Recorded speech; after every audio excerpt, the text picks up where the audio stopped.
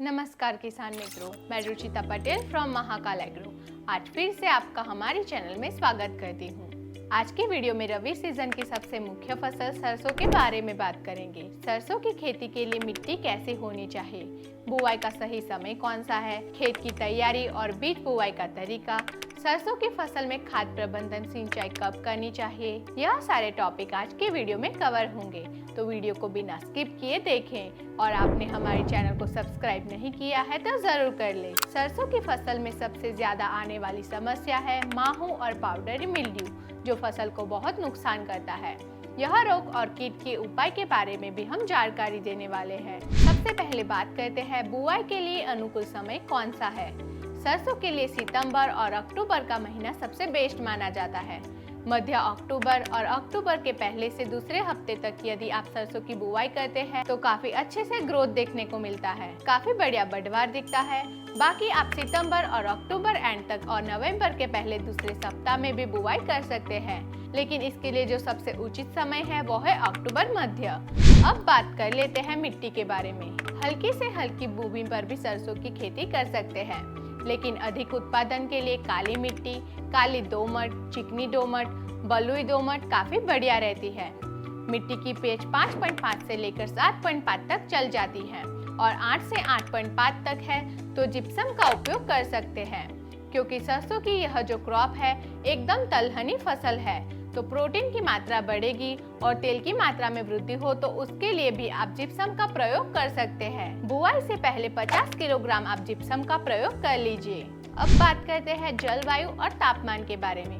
सरसों में सल्फर की अधिक आवश्यकता रहती है और जलवायु की बात करें तो मध्य तापक्रम की आवश्यकता होती है।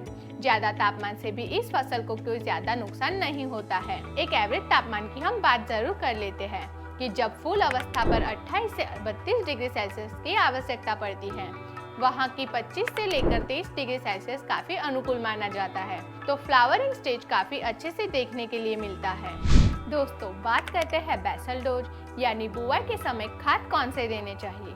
बुआई के समय न्यूट्रिएंट की पूर्ति करते हैं तो वह जड़ों को अच्छे से मिलते हैं। बाद में खड़ी फसलों पर हम न्यूट्रिएंट की पूर्ति तो करते हैं, लेकिन इतने अच्छे से रिजल्ट नहीं मिलता है और फसल में बढ़वार भी नहीं होती है। फसल में अच्छी बढ़वार और पैदावार के लिए एसएसपी पाउडर फॉर्म वाली 100 किलोग्राम प्लस डीएपी 40 से 50 किलोग्राम, इसके अलावा एमओपी यानी पोटास 25 से 30 किलोग्राम और 2 ट्रॉली गोबर की सड़ी हुई खाद 1 एकड़ के हिसाब से दे। इन सबको मिक्स करके खेत में बिखार दे और बुआई कर देनी चाहिए। यह थे बुआई के समय न्यूट्रिएंट की पूर्ति। बुआई के समय इन खादों का आप प्रयोग करते हैं तो काफी लाजवाब रिजल्ट मिलेगा। बीज की बात करते हैं। यदि सरसों की बुआई के लिए आप ब्रॉडकास्ट विधि हो या फिर छिड़काव विधि हो या फिर और कोई सीड ड्रिल मेथड से आप बुआई कर रहे हैं तो 1 एकड़ में आपको 1.5 से 2 किलोग्राम बीज की आवश्यकता होगी। बीज उपचार के बारे में बताते हैं।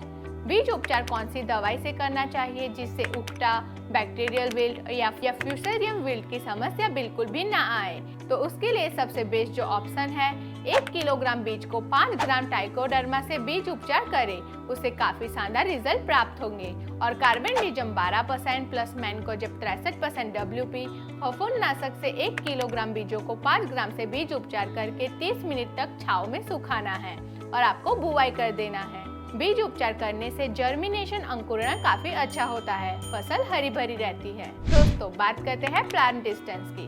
सरसों की बुआई आपको बेड विधि से करनी चाहिए। यदि ज्यादा से ज्यादा उपज चाहते हो तो आपको एक बेड पर 3 से 4 लाइन को लगाना है। बाकी आप ब्रॉडकास्ट विधि से भी बुआई कर सकते हैं और सीड ड्रिल मेथड से भी बुआई कर सकते हैं। अब बात करते हैं खाद का शेड्यूल क्या होना चाहिए बुआई के समय। पहला खाद 20 से 25 दिन के आसपास की फसल हो जाए तब यूरिया 45 किलोग्राम उपयोग करना चाहिए।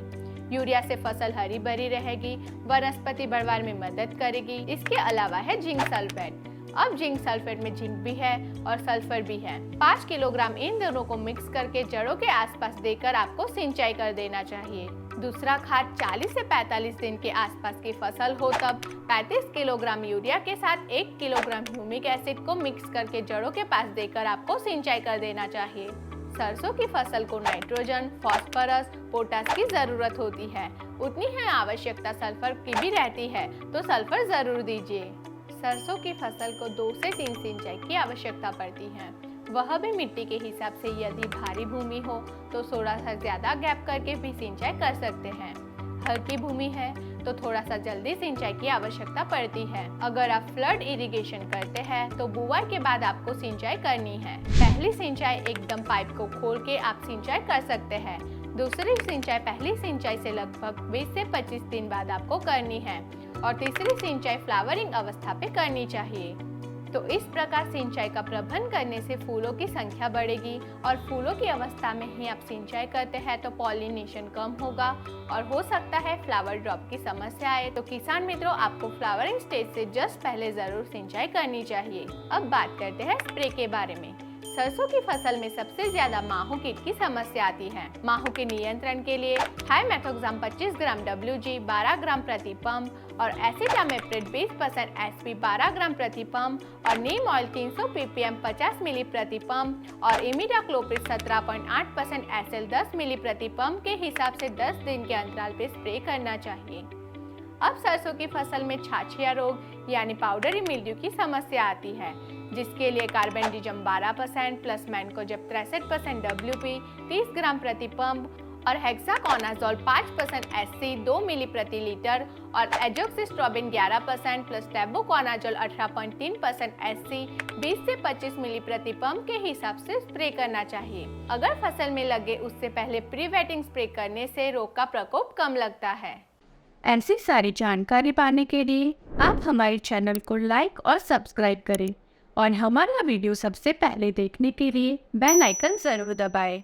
अगर आपको इस वीडियो में दिखाई गई माहिती में कोई समस्या हो या फिर आपकी खेती में कोई परेशानी हो तो आप हमें स्क्रीन पर दिखाए गए व्हाट्सएप नंबर पर हाई लिखकर समस्या बताएं, जिससे हमारी टीम आपको संपर्क करेगी और आपकी समस्या का समाधान देगी और हम प्रयास करेंगे कि हमारा अगला वीडियो आपकी समस्या पर हो। हमसे जुड़े रहने के लिए आपका धन्यवाद।